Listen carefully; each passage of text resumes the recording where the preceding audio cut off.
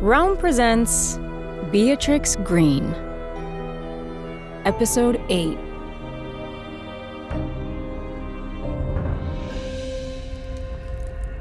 Let it be done. James wasn't sure if it was a command or a prayer as he hurled the ring into the fire, but the words echoed in his mind anyway as all around him Ashbury Manor continued to groan and seethe. Let it be done. This ring had to be the source of evil in this house, passed down from man to man, from father to son, stripping each of their humanity, twisting them into something cruel and monstrous, a creature that only cared about power and its own desires.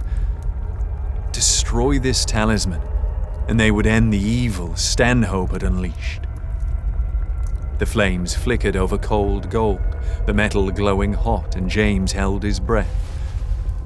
At his side, Beatrix slipped her hand into his, their fingers interlaced. Had it only been an hour or so ago that she'd been lying in his arms? It already seemed like another lifetime, as though what Stanhope had done had created almost as big a crack in the fabric of James's life as his brother's death.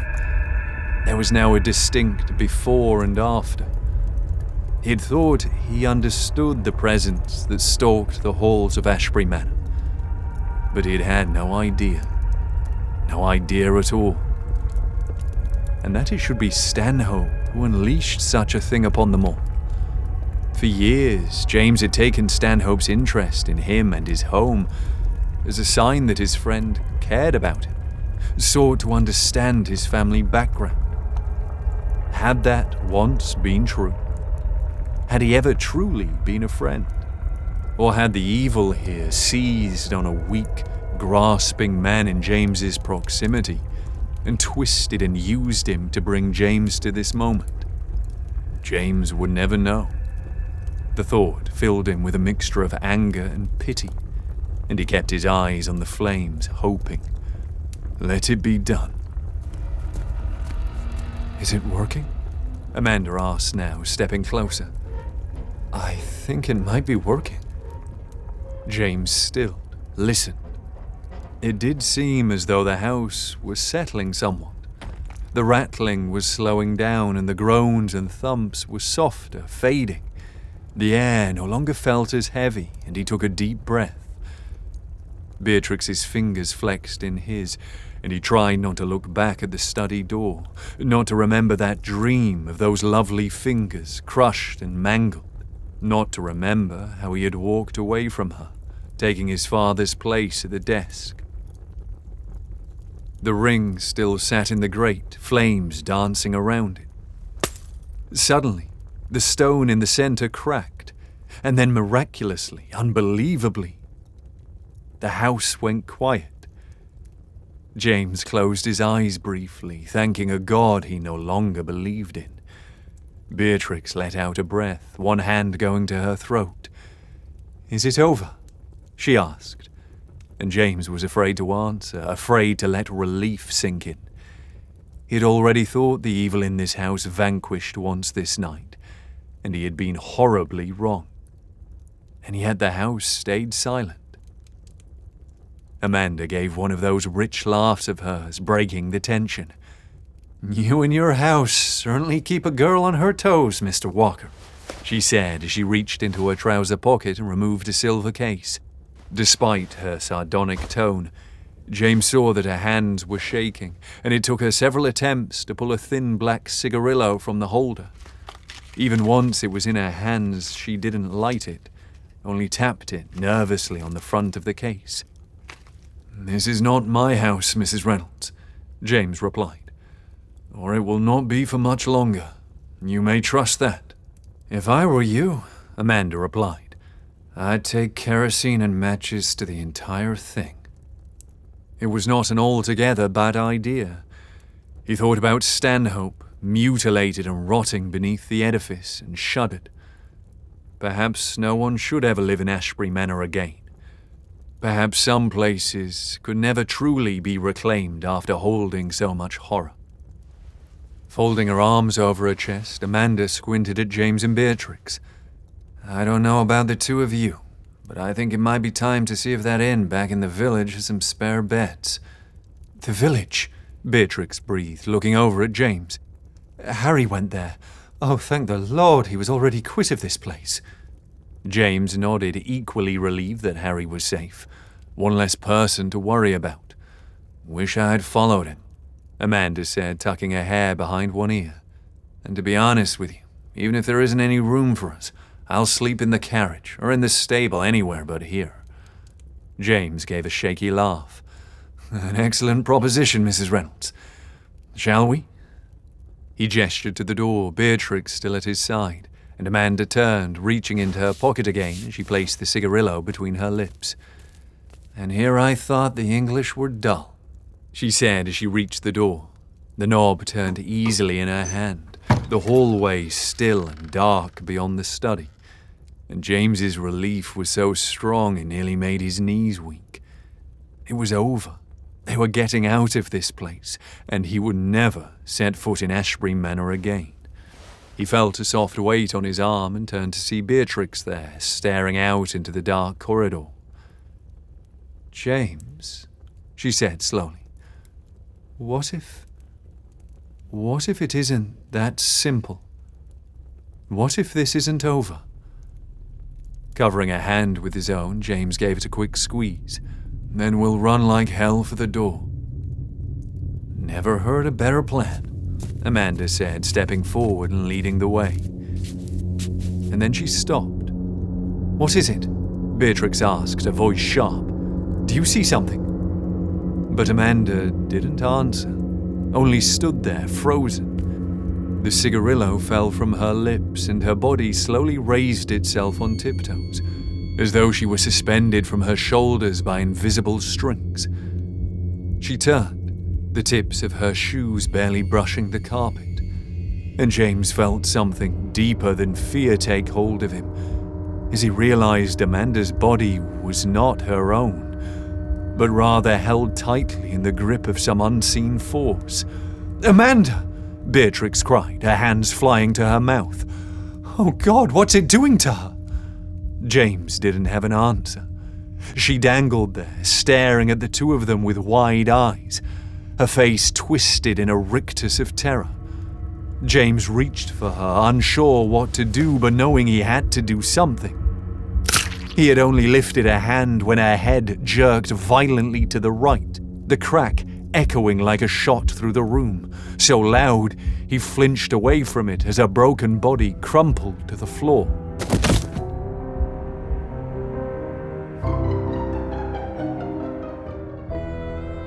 Beatrix could only stare at Amanda, dead on the carpet, the sound of her neck snapping still ringing in her ears.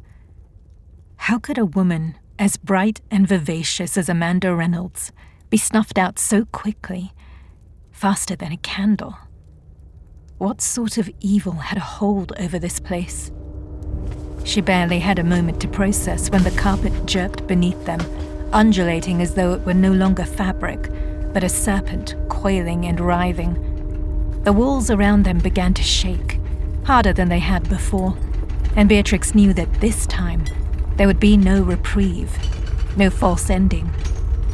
This time, the house meant to have them. James grabbed her hand. "Come, Beatrix, we have to leave. There's nothing we can do for her now." He began to run, pulling Beatrix behind him through the open study door. She felt like she was going to be sick as they stepped around Amanda's broken form, her eyes staring into nothingness. But then Amanda's head swiveled slightly, the bones making a terrible, grinding sound that Beatrix knew she'd hear in nightmares forever.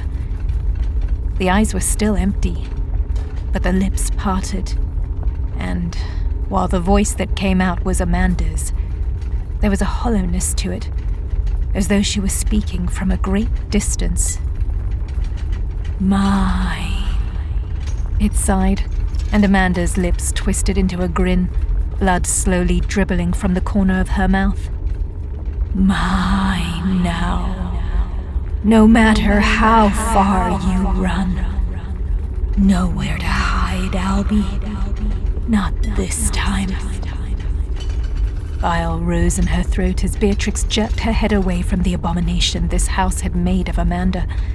She saw a muscle clench in James's jaw as he pulled her from the room. Beatrix stumbled as they turned into the hallway, her hand dropping from his. The paintings rattled on the wall. One, showing a scowling man in blue velvet, fell to the floor, the sudden crack of its frame breaking, making Beatrix's stomach roil, reminding her of the sound of Amanda's neck as she... No, she couldn't think of that. She had to keep moving, no matter the fear and the grief. She pushed forward, James just behind her, both of them clutching at each other as, underfoot, the carpet continued to roll. Plaster rained down from the ceiling. It felt as though the whole damn place meant to shake itself apart, and, for a moment, Beatrix viciously hoped it would. Let it be nothing but rubble, even if she were caught in it. It might be worth it, just to put an end to this wretched place. But even as the thought occurred to her, something else welled up inside her chest, something fiercer and stronger. This house will not have me. It has taken enough. So she pushed on, even as the walls began to bend and bow around them.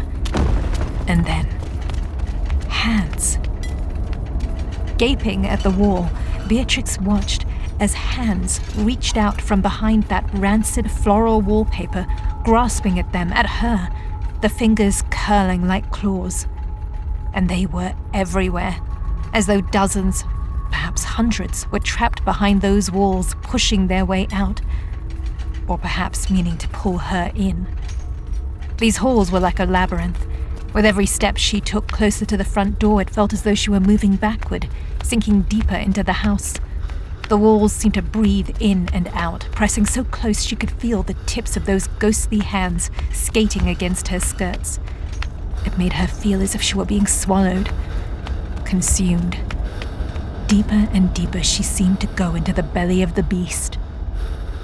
Beatrix turned a corner and stumbled again, feeling one of those hands against the side of her head, fingers curling to clutch her hair, and she swallowed back a scream. The fingers were cold, damp. She fought them off desperately. Across from her, one of them had hold of James's collar. He twisted violently, breaking out of its grasp, but she saw his eyes go wide with the same terror that was coursing through her. There was a faint sucking sound, a tug, as the hands pulled her closer to the wall by her hair, as though it would absorb her. The wall felt sticky, slimy. Her temples slicked with something she did not want to investigate. Beatrix used all her strength to wrestle her hair out of its grip. With a yell, she fell forward into James's arms. She grabbed his hand and scrambled up, not pausing for a moment. They ran and kept running, despite the stitch forming in her side and the hands reaching from the walls. Beatrix nearly cried out with relief when they rushed into the drawing room out of the hallway. She took a shaky breath, trying to collect herself. The front door was just beyond the drawing room's other entrance, tantalizingly close. It called to her like a lighthouse, a beacon amidst the terror. The front door, James swallowed. It might not open. We've tried, Beatrix. It will be sealed shut just as before. She turned to him, placing her hands on either side of his face, forcing him to look into her eyes. We will get out of this house, James Walker. We will find a way. James exhaled and nodded, pulling her close, kissing her roughly on the mouth. When he let go, Beatrix squeezed his hand and took a step toward the door on the opposite side of the room, feeling James's steady presence at her back as she moved closer to escape. As she drew near, she became aware of a glow just out of sight, as though a fire were burning to the left side of the door. Beatrix dimly wondered if something had caught alight. She remembered Amanda's words about kerosene and matches. Oh, Amanda, when I get out of here, I will dance on the ashes for you. I promise. Just let me get out first. She rounded the corner. The glow grew brighter. So bright, Beatrix had to lift her hand against the glare. The heat washed over her in waves. And what she saw nearly brought her to her knees. For the first time that night, she truly screamed. the sound tearing from her throat. 2 figures blazing in front of her, and the scream she heard now was not her own, but coming from these 2 people clutching each other as they burned, as their skin blackened and blistered, as a sickening smell like roasting meat filled the room. Her parents, dying in front of her, wailing in agony. Beatrix faltered forward, and her mother's head twisted toward her, one eye wide with terror, the other gone, no more than a blackened hole in her once beautiful face. "Mother!" she screeched. James's hands were on her arms now, pulling her back. She hadn't realized how close she'd gotten, or that tears were pouring down her cheeks, warm in the fire's heat, and still she reached out for them. "It's not real!" James was shouting. "Beatrix, it's not real!" But it had been. The house was not showing her a version of her parents' deaths. It was showing her how it had been, worse than even her tortured imaginings. She lunged forward again, and James wrenched her away. "Beatrix, please!" Her heel caught the back of her skirt, and she and James both fell backward onto the floor, his hand still clutching her, hers still reaching out. Around them, the house continued to shake.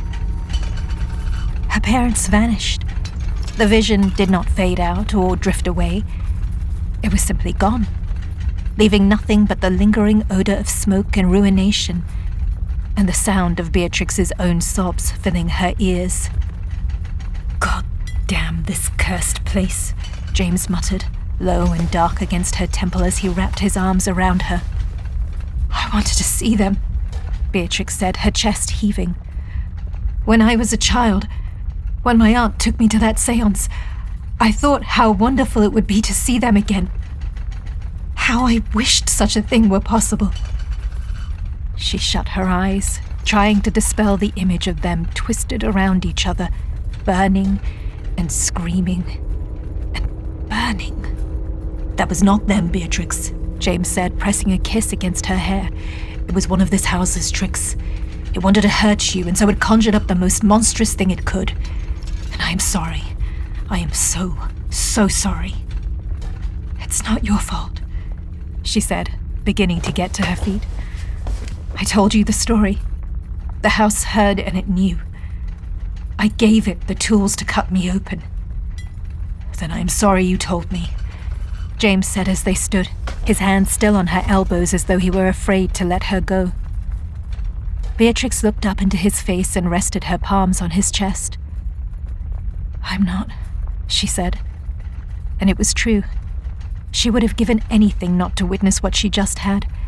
But she was not sorry she had told James the most painful part of her past. What they shared tonight had gone deeper than anything she'd known with any other man, and for all the nightmares of Ashbury Manor, she would cling to this one good memory. Those few hours in her chamber. The way he looked at her now. He cared for her.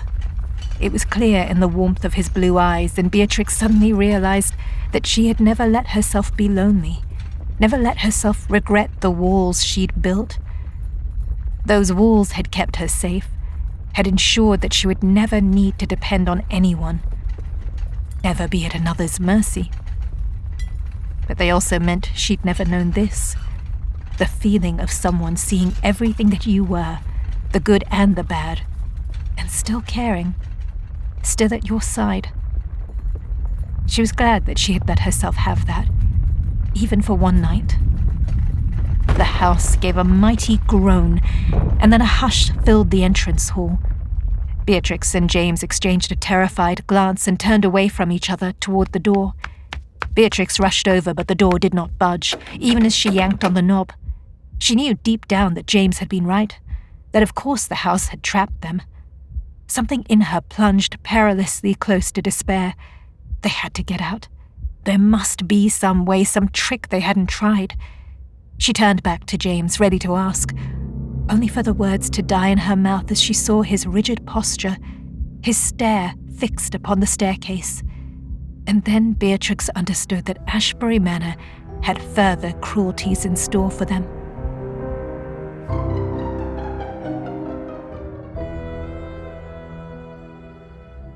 Thomas. Tommy.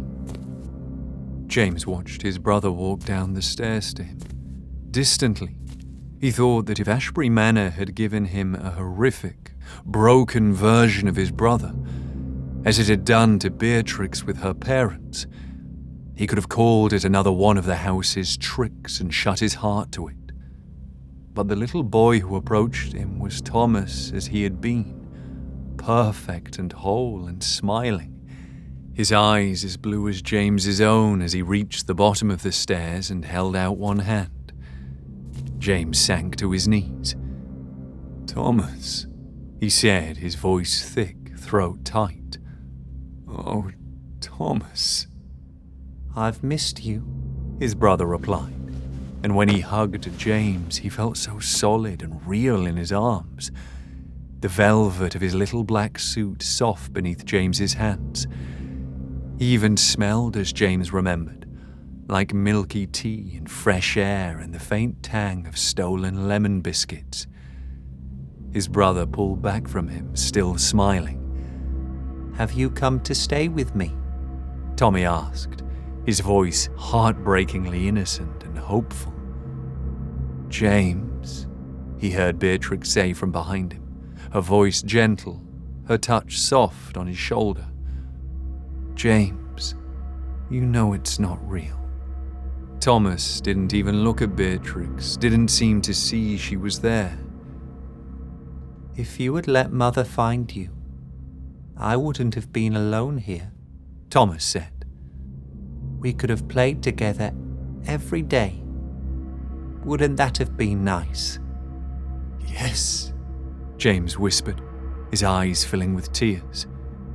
His little brother, his precious baby brother, who had died while James, who should have protected him, had huddled in the dark, afraid.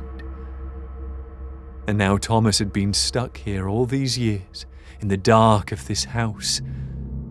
He would not abandon him again. "James," Beatrix said again, and her fingers tightened on his jacket as he stood up, his eyes still on Thomas. The house had gone utterly still around them, quiet as a tomb, and James understood that there was no escape. Not for him. Ashbury Manor would not let Beatrix go until James gave it what it wanted. Himself. And so he would stay. He would take up the curse of his family's bloodline. And at last, this could all be over.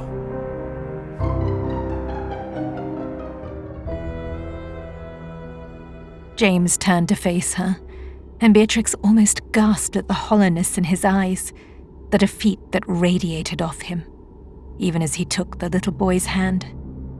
"The house will let you go," he said, voice flat. "It wants me." He looked down at the boy. "And Thomas can't be alone." Beatrix knew why this had been Ashbury Manor's last card to play. James's guilt over his brother's death, his sense of responsibility for it, had always weighed him down in heart and mind, and, finally, the house had decided to exploit that. "James, please," she said, echoing his earlier plea to her as she stepped forward, reaching for him. But James only shook his head. "I will stay," he said loudly, clearly. "It won't try to stop you now. You can live your life free of this place, free of me and all this bloody darkness. Go, Beatrix." Behind her, she heard the front door creak open. She whirled, staring out into the night. The air was chilled and smelled like smoke and grass and freedom. Maybe the door would slam shut on her the moment she approached, but she felt that James was right, that this was what the house truly desired. Now that he had acquiesced, it had no use for her anymore. It was as though the house were whispering to her, almost as Roger Latham had that night in her flat when he warned her to stay away from Ashbury Manor. Now she sensed the house itself almost cooing to her, like a mother to a fretting child. Go on. Go on. It's all right now. The words were there in her mind, but they were not her own. And the voice was soft, soothing. Nothing like the harsh croaking Amanda had uttered, or the screaming of Beatrix's parents. The house had what it wanted, and it no longer needed her. It could let her go. She could escape, dart to freedom and the life she'd known before, find Harry and forget about this ghastly place and all its ghosts and secrets. The open door beckoned. All she had to do was choose.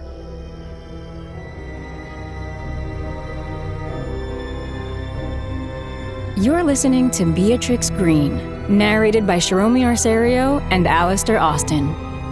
Produced by Realm, your portal to another world. Realm. Listen away.